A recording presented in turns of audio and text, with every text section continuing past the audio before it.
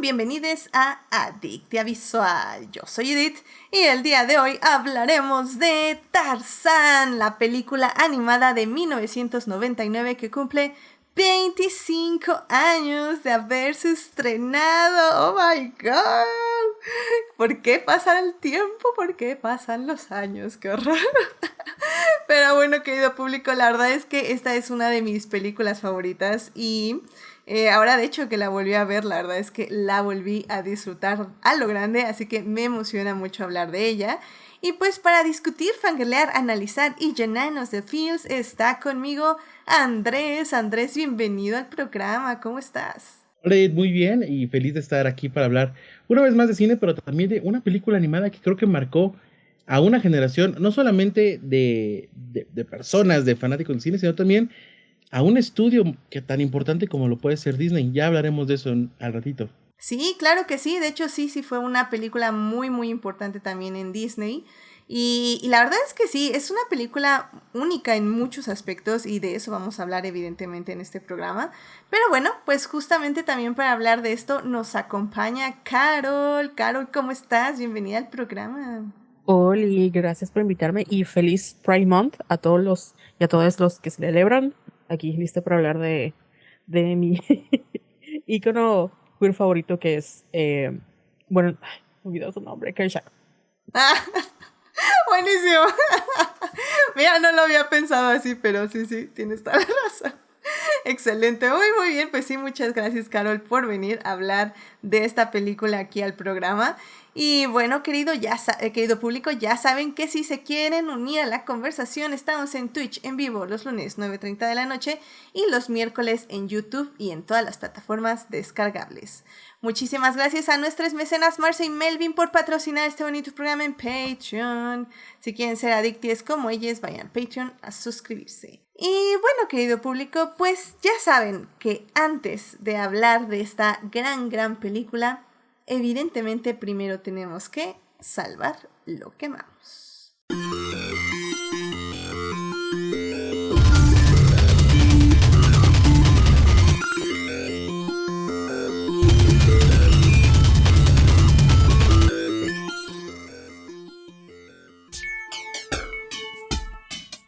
Muy bien, querido público, ya estamos aquí para salvar lo que amamos. Andrés, ¿qué te gustaría compartir con el público esta semana? Bueno, pues creo que de las veces que me ha tocado hablar de este tipo de recomendaciones en el programa, siempre me voy a mis favoritos, a mis sospechosos comunes, y creo que siempre están como muy encaminados hacia una generación que quizá ya no es la más joven que está actuando en la industria del cine, la televisión o incluso el teatro. Entonces, en esta ocasión me gustaría referirme a alguien o a alguienes más jóvenes, y se trata de los Javis, que son dos creativos españoles que le están rompiendo, principalmente en la televisión, pero que tienen una larguísima trayectoria por detrás. Quizá para los que están no tan familiarizados con su trabajo, ellos son quienes escribieron el musical La Llamada, hicieron también la serie de La Veneno, que está disponible en Max, que por supuesto es una gran recomendación para este mes, y también aprovechando que se estrenó ya completita en esa plataforma, ellos son los creadores de La Mesías, que es una serie española buenísima. ¿Quién sale? Macarena García, ahí está Lola Dueñas, está Carmen Machi. Si vieron bueno, también está Cecilia Roth. De hecho, si vieron un extracto del Primavera Sound, una de las actuaciones está basada en una escena de esta serie. Es muy interesante. Todo surge, podría decir, estos 7 episodios surgen a raíz de que se viraliza un video eh, interpretado por muchas hermanas, o sea, monjas, mujeres dedicadas al hábito y a Dios. Y a partir de ahí, este video permite que a un personaje haga una retrospección de cómo la religión pudo actuar en su vida y convertirlo en la persona que es, y principalmente cómo afecta a su familia. Quizá la descripción que le estoy haciendo no suene tan interesante, pero créanme, es muchísimo más interesante cuando se sientan y la ven sin saber nada de lo que podría pasar. 7 episodios, hay por ahí canciones también, porque los Javis suelen ser muy musicales, pero lo que destaca muchísimo, la ambientación, el guión que está muy bien llevado, las actuaciones que quizá desde Almodóvar nadie había juntado a tantas mujeres talentosas en un solo lugar, y bueno, una gran sorpresa, se estrenó el año pasado, pero apenas llegó completa a Max y se llama La Mesías. Si la ven y se quieren seguir con lo que hacen los Javis, pues ahí también está La Veneno, que es un muy, muy, muy buen trabajo. Y esa sería mi recomendación para esta ocasión. No, pues me parece muy excelente. Creo, si no mal recuerdo, que Rebeca también nos había traído La Mesías, así que ya van 2 personas invitadas a este podcast que la recomiendan mucho. Y sí, veo que literalmente la serie está escrita, dirigida y todo por los Javis, entonces me parece como muy, muy interesante. Se ve que es un trabajo de autor, se podría decir. Y Sí. pues bueno, me llama la atención también su filmografía, así que definitivamente hay que echarle un ojo. Y bueno, ya saben que a mí el religioso es lo que a mí me gusta. Ah, pues mira, creo que somos además compañeros de dolor, entonces creo que aplica muchísimo. Y justo lo que decías de los Javis, les ha permitido no solamente irse, pues sí, perfeccionando conforme avanzan en el tiempo y en el trabajo, sino también, pues tener completa decisión sobre el destino de sus personajes. Muy, muy bien. Me parece excelente. Muchísimas gracias por tu recomendación. Carol, ¿qué te gustaría compartir con el público esta semana? Pues yo quiero hacer una recomendación musical con una nueva cantante que no es, o sea, no es nueva, pero ha tenido muchísimo hype en las últimas semanas y es Chappelle Roan. Básicamente esta chica es abiertamente lesbiana y toda su música está basada en sus experiencias y en su descubrimiento queer, ¿no? Después de haber salido con hombres y cómo tiene una relación y descubre que es lesbiana y toda su música es muy popera y tiene como mucha influencia de los 80 y es todo un personaje.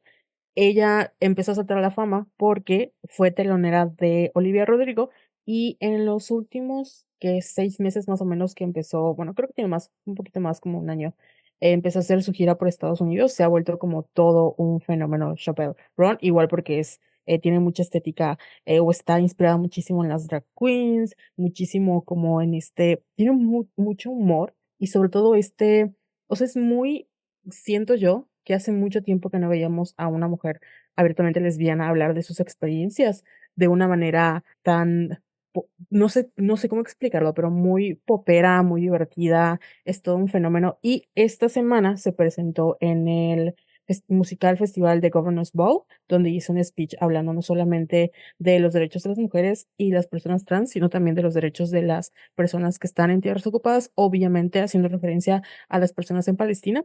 Entonces ella, icónica Chappell Roan, probablemente ya escucharon su canción, está en todo TikTok, que se llama Good Luck Babe, pero tiene muchísimo más y es muy buena lo que hace, es realmente buen pop y no es solo, o sea, no se vayan con la finta de que es una persona alternativa, creo que es una de las grandes, creo que va a ser una de las grandes referentes del pop y siento que es la versión Gen Z de lo que en su momento fue Lady Gaga. O sea, lo que para nosotros fue Lady Gaga y dijimos, oh my God, el mundo está cambiando, ese fenómeno creo que va a aplicar con Chappell Roan. Órale, no, pues no, me la vendiste muy, muy bien. Voy a checarla porque probablemente, como dices, ya escuché la canción en TikTok, pero pues no sé exactamente cuál es. Voy a echarle un ojo, se oye muy, muy bien. Y la verdad, la estética sí se ve así como wow, o sea, muy explosiva. Me recuerda mucho a Amanda Palmer de The Red Dress and Dolls. Sí, Obviamente, Amanda se va más hacia lo gótico y así, a lo cabaret. Pero sí, o sea, se ve como ese performance corporal, como quien dice, ¿no? De vestimenta. sí, Entonces, sí. justamente por eso digo que ustedes la ven y dicen, muy alternativa para mí, pero no, es muy popera. Entonces creo que eso también, porque hace mucho tiempo que no teníamos pop, pop, pop. No, o siempre hay, bueno, ahorita por ejemplo Billie Eilish, que también es popera, pero se va más al alternativo, Olivia Rodrigo se fue más a lo rockero, pues está Sabrina Carpenter, pero ya es así 100% pop y creo que vale mucho la pena observarla. Excelente. Muy bien, pues la tenemos ya en el radar, así que muchísimas gracias por compartir esto con el público. Y bueno, querido público, ya para yo cerrar esta bonita sección, yo les quiero hablar de alguien que ya sigo en Instagram desde hace mucho tiempo. Se llama en Instagram Dibujos de Camilo, que realmente esta persona es Camilo Castaño. Camilo Castaño es un colombiano que vive en México y pues básicamente es un ilustrador. Ahora sí que como lo dice un poco una biografía que encontré, dice que sus dibujos nos invitan a abrazarnos y a reconocernos como seres frágiles. Cuando Camilo dibuja, pues intenta traducir poéticamente su vida cotidiana, aprecia la economía del lenguaje y la musicalidad, le gusta la poesía y la música. Toda su obra, todos sus dibujos son autobiográficos y aunque se permite ficcionalizar, estirar y sacudir sus vivencias para crear dibujos e historietas, donde vibran la amistad, el amor, la ternura, la sexualidad y la naturaleza.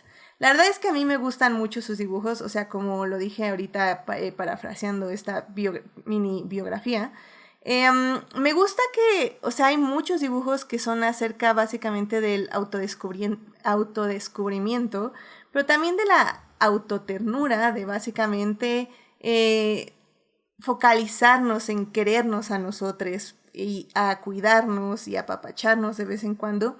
También me gusta mucho que también se focaliza, como digo, en sus experiencias. Hay mucho acerca, evidentemente, de la comunidad LGBT. Sobre todo, también hay como algunos dibujos que son bastante políticos en el aspecto de que, por ejemplo, ahora con lo que pasó en el IMSS y que rompieron la bandera LGBT, hizo un post acerca de ello que es muy bonito, es muy sencillo, el post dice, aunque intenten rompernos, vamos a curarnos juntos, bueno, juntes. También ha hecho justamente dibujos sobre Palestina, pero todo es como, bueno, y justamente sobre Palestina dice: a mis amigos que no hablan de Palestina, no es tiempo de ser apolítiques, es tiempo de ser empátiques. Entonces, o sea, creo que sí tiene obviamente discursos políticos, pero es mucho del autocuidado. Y la verdad es que me gustan mucho sus dibujos por eso, porque son dibujos sencillos, con colores muy bien seleccionados. Y la verdad es que la forma en que dibuja creo que me parece relajante, bella y amigable. Y la verdad es que, y sencilla, lo cual creo que no mucha gente puede hacer, así que realmente me gusta, me llama la atención, yo no sabía, tiene un curso en doméstica que se llama Dibujo para el autoconocimiento, cuenta tu historia. La verdad es que se ve bastante interesante, tiene muy buenas reseñas de este curso, por si a alguien le interesa, al parecer como que está en 99 pesos. Al menos ahorita, porque de hecho ahorita está en descuento. Está normalmente en 340 pesos. Pero bueno, el punto es que me gusta mucho lo que hace, me gusta mucho cómo trabaja, me gustan mucho sus mensajes.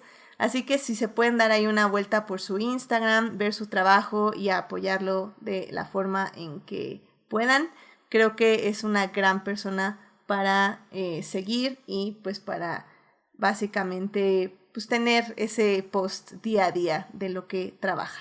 Entonces, bueno, pues esa es mi recomendación. Vayan a ver en Instagram Dibujos de Camilo, a este ilustrador, Camilo Castaño Quinchía, chileno en México, colombiano en México, colombiano en México.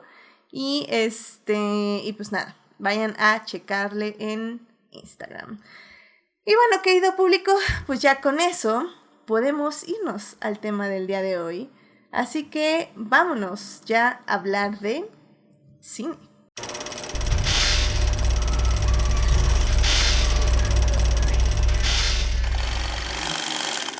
Muy bien, querido público, ya estamos aquí para hablar de cine y en esta ocasión vamos a hablar de la película de Tarzán. Yo sé que hay 1349 películas de Tarzán, pero bueno, en esta ocasión vamos a hablar de la película de 1999, la película animada dirigida por Kevin Lima y Chris Buck, quienes pues hicieron esta película hace 25 años. Pues para hablar de esta cinta, la verdad es que hay bastante historia acerca de Tarzán, historia también que pues, no es tan cómoda, por decirlo de alguna forma. Entonces de esto vamos a hablar en la primera parte. Y pues ya en la segunda parte vamos a analizar por qué definitivamente, bueno, para mí es una de mis películas favoritas, pero también en general qué distinguió a Tarzán, porque también fue una de las películas más exitosas de Disney. Entonces tenemos que hablar de ello, qué distingue a Tarzán de otras películas de Disney y por qué probablemente este fenómeno siento que no se ha bueno, se ha repetido, pero muy, muy poco. Así que, bueno, querido público, pues ya sin más, vámonos a la primera parte. I guess I get scared. Scared of what? Dream in a language that I can't understand. It's like there's this whole place inside of you where I can't go. Muy bien, querido público, ya estamos aquí para hablar de Tarzán, la película de 1999, película animada, que, bueno, pues se estrenó hace 25 años, sí, querido público, hace 25 años se estrenó.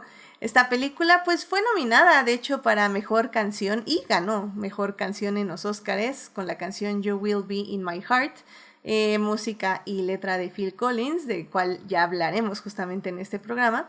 La película la pueden ver en Disney Plus, está obviamente en muy buena calidad y pues ahí la pueden evidentemente disfrutar.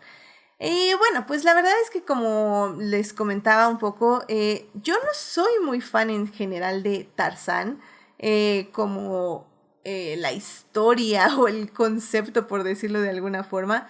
Ha habido muchísimas adaptaciones de esta historia que está basada en un libro, una novela americana de Edgar Rice Burroughs de 1912, que bueno, que es una serie básicamente de libros. Y pues la verdad es que hay cosas incómodas atrás de este libro. Realmente la metáfora tiende a ser bastante racista y problemática. Al final del día, Tarzán sí se dice que representa obviamente al hombre blanco, que pues básicamente está justamente con las bestias o los hombres, ¿cómo se dirá? Según esta historia, sería pues bestiales e ineducados. Entonces el hombre blanco pues llega como un poco, como lo ponen, el hombre blanco conquista a los salvajes negros, así es como se dice, estoy citando, no son mis palabras.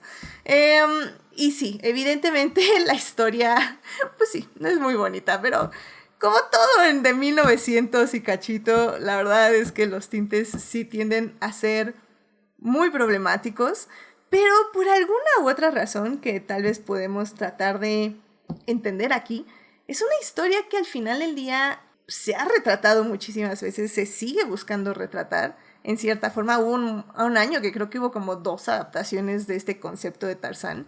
Y la verdad es que es interesante, o sea, es interesante por qué lo seguimos buscando, por qué lo se sigue retratando, a pesar de que se sabe que está pues basada en una idea pues bastante racista, en una concepción bastante racista del mundo. Pero bueno, Andrés, no sé tú, ¿cuál es tu teoría acerca de por qué en sí las adaptaciones, no hablando específicamente de la película de la que vamos a hablar hoy, sino en general, por qué crees que es una historia que se sigue buscando retratar? Creo que, y esto es algo que es tan problemático como a la vez, pues recurrente, es una historia que se quedó como una piedra angular de algo. Entonces, estos intentos por repetirlo no vienen ya necesariamente de replantear su historia o de seguirla de nueva cuenta, sino más bien de regresar a algo que funciona.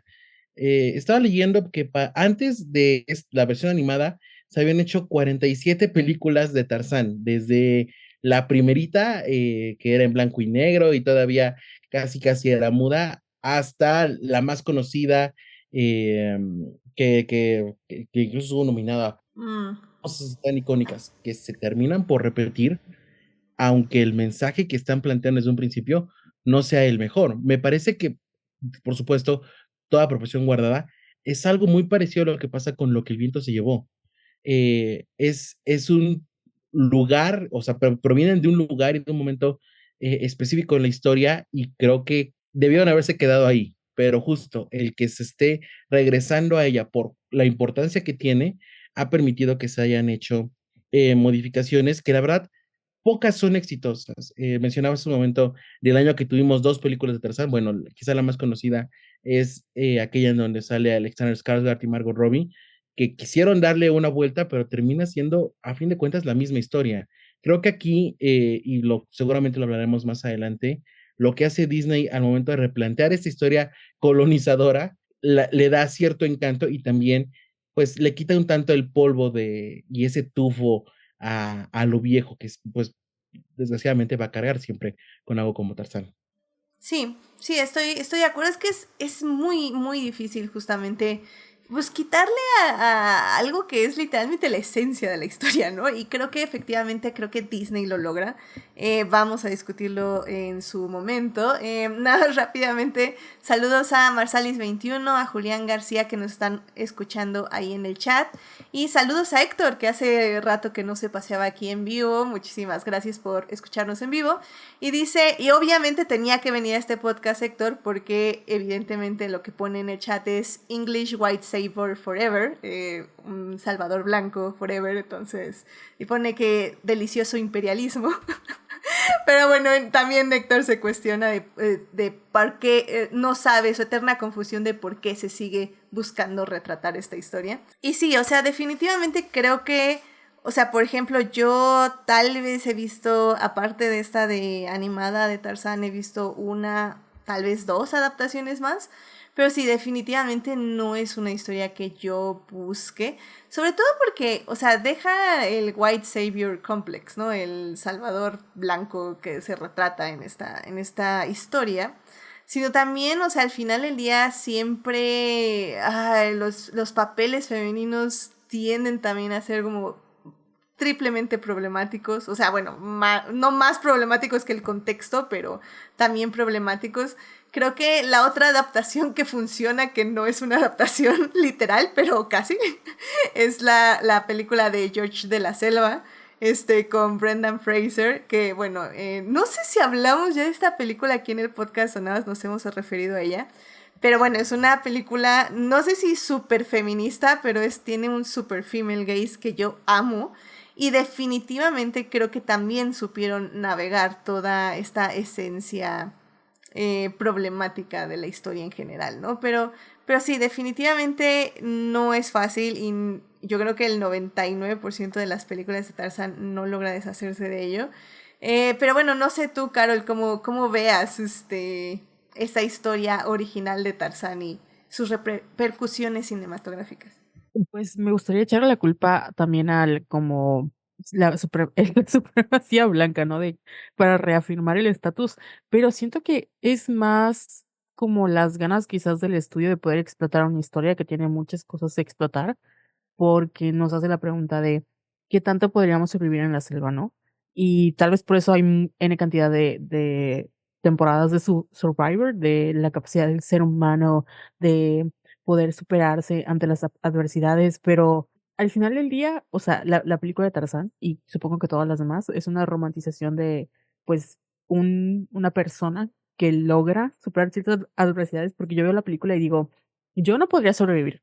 O sea, yo no hubiera durado ni un día, me hubiera muerto, me hubiera tirado, o sea, porque, de nuevo, o sea, creo que es más como esta idea blanca de, sí, nosotros como humanos podríamos llegar más lejos porque el espíritu humano, y es como, no, chica, o sea, hay N cantidad de cosas que pudieran matarte en la selva y no es divertido. Probablemente no es divertido, probablemente, o sea, tengo muchas preguntas sobre Tarzán, cómo se tapa el frío.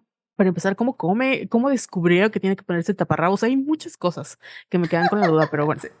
No, literalmente yo también, mientras estaba pensando en la película, o sea, sí, yo decía así como, oh, o sea, sí, el taparrabos no lo entiendo, o sea, porque si en realidad quería como, ¿por qué no tiene barba? Por ejemplo, ese es ¿por qué es lampiño? Ajá.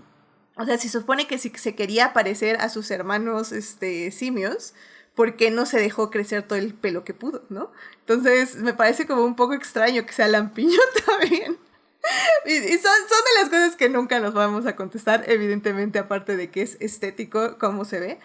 Y digo, hablando de estética, porque al final del día creo que también cuando Disney decide adaptar ya esta película a hacer una película animada, creo que justamente con lo que más batallaron, bueno, fue con la historia, fue como qué querían contar, qué temas querían tener, pero también cómo iban a animar la historia. Y creo que hablando un poco de la preproducción de la película, o sea, hablamos de una película que combina el CGI, la animación con el 2D, con dibujos a mano.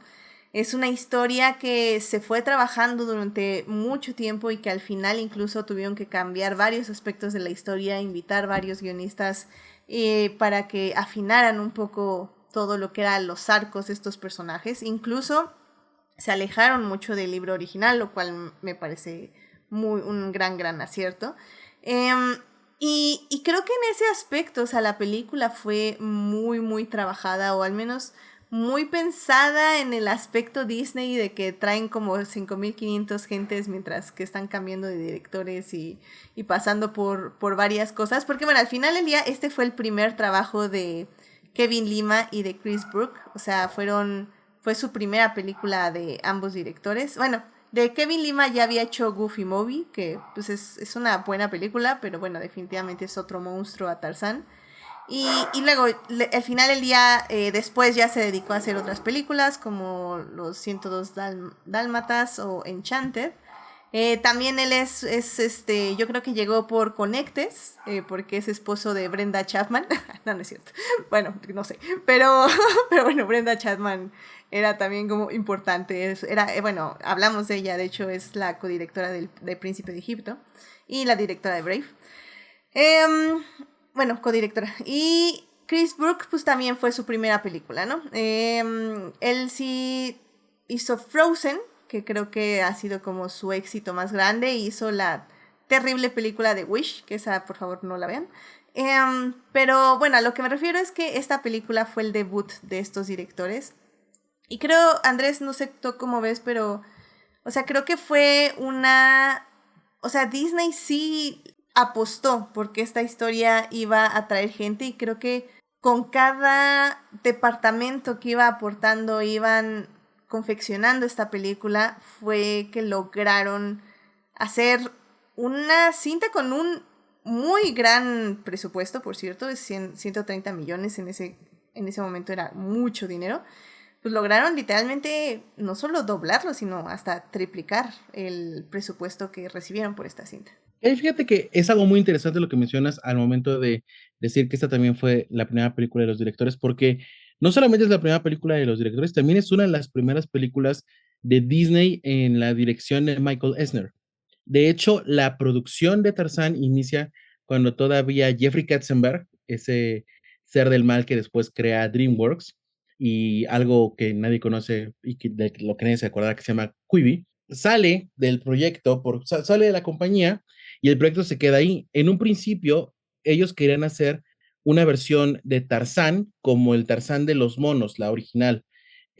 Por supuesto con una cierta adaptación, pero querían ser un poquito más apegados a la historia, respetando su sentido, su origen, pero por supuesto haciendo las adaptaciones necesarias para un nuevo público y principalmente un público infantil. Cuando sale Katzenberg, este proyecto se queda en manos de los directores, principalmente de Kevin Lima, que es quien también trabaja mucho en el guión, y comienzan a trabajarlo ya en este nuevo Disney. Originalmente se querían llevar la producción a Canadá para que saliera un poco mejor en términos económicos. Al final se queda en el estudio en Estados Unidos, y ahora sí ya entran todas las áreas de la Disney normal, de la Disney que todos conocemos y queremos, al proyecto, y le meten mano y lo trabajan y lo tallerean. Eh, la concepción del mismo guión también es una labor en sí titánica, porque rompen la idea de, ok, vamos a adaptar esta historia, pero conservando el corazón, que podría ser lo complicado o lo problemático, y lo convierte en algo increíble.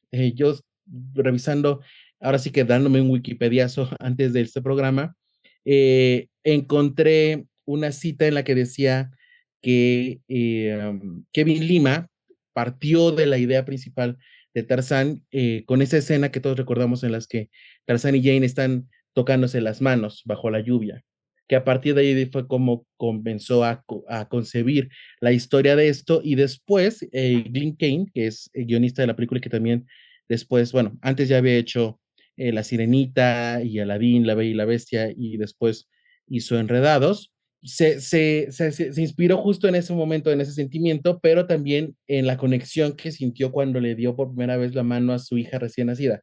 Entonces, ya de ahí te habla de que el espíritu que va a agarrar la película o la historia va a ser diferente a lo que se había planteado en un principio. Entonces, creo que bajo la dirección de Katzenberg y como se planteaba originalmente, podríamos haber estado frente a otro Pocahontas, que sí tiene cosas muy bonitas, pero tiene cosas muy problemáticas, y aquí como que se limpia todo eso y te lo llevan a algo más llevado hacia los sentimientos, hacia el descubrimiento y también hacia esa conexión humana que quizá en la historia original y en las 40 películas que se habían hecho antes no tenía.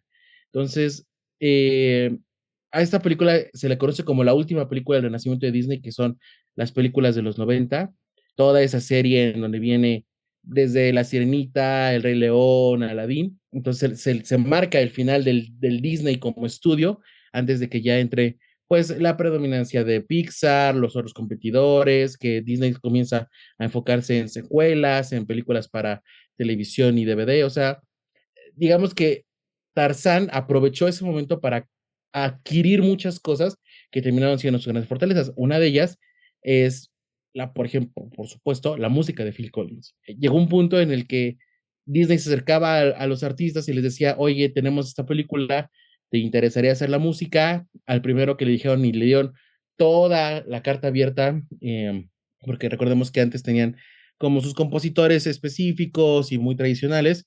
Al primero es Elton John con El Rey León, y después llegan con Phil Collins en Tarzán, que repite en Brother Bear, en Tierra de Osos, y Sting en lo que iba a ser el proyecto antes de Las Locuras del Emperador. Entonces, todo ese tipo de cosas que confluyen en un solo momento permitieron que justo el equipo que se hace alrededor de la producción de Tarzán y también el cambio en la historia termine siendo lo que es y lo que creo que nos encanta a todos los que la vimos en ese momento y los que la siguen viendo, porque es una película que por suerte no envejece la música, no envejece la animación, no envejece el sentido de su guión. Entonces, difícilmente hubiese sido así si se hubiera planteado y se hubiera desarrollado como se estaba pensando en un principio.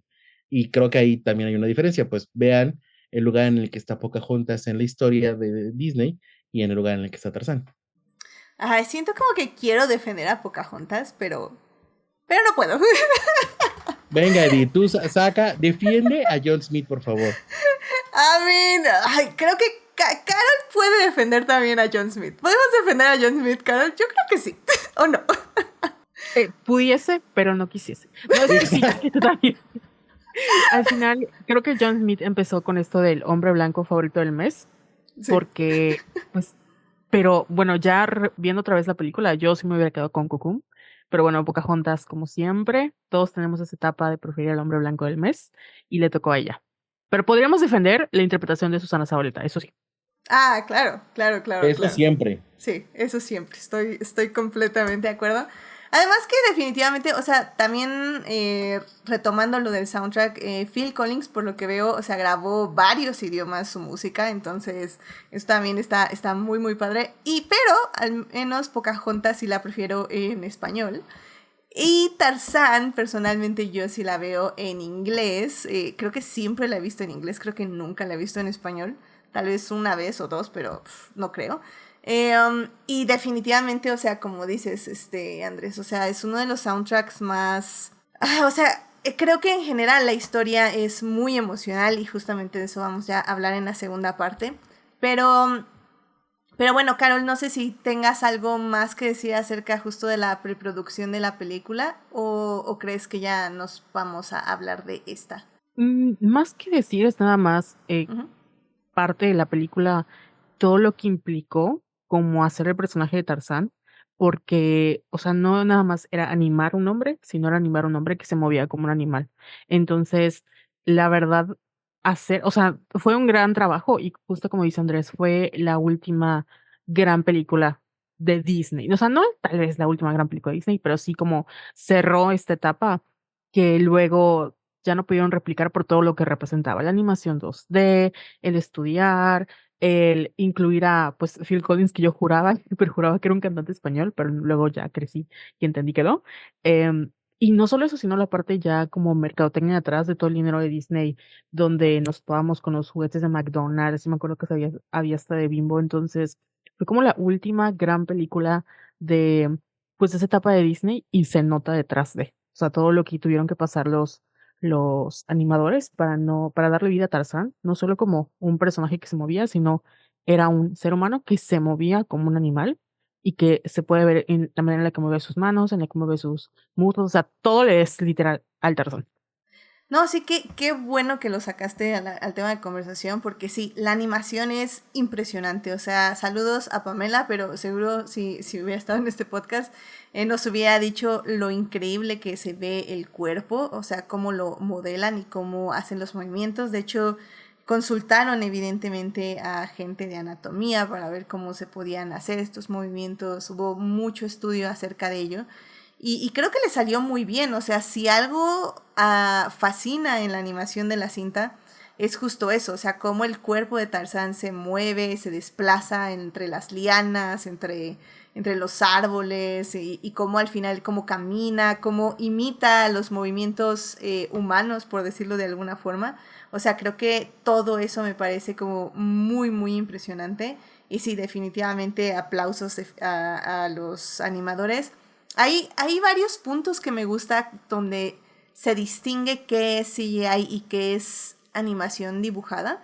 Y creo que es muy deliberado cómo dejan, pues no son pinceladas, pero voy a decir como los trazos de la animación, para que se note justamente eso. Y la verdad hacen un gran trabajo. La verdad, al menos nada más por eso vale mucho la pena ver la cinta.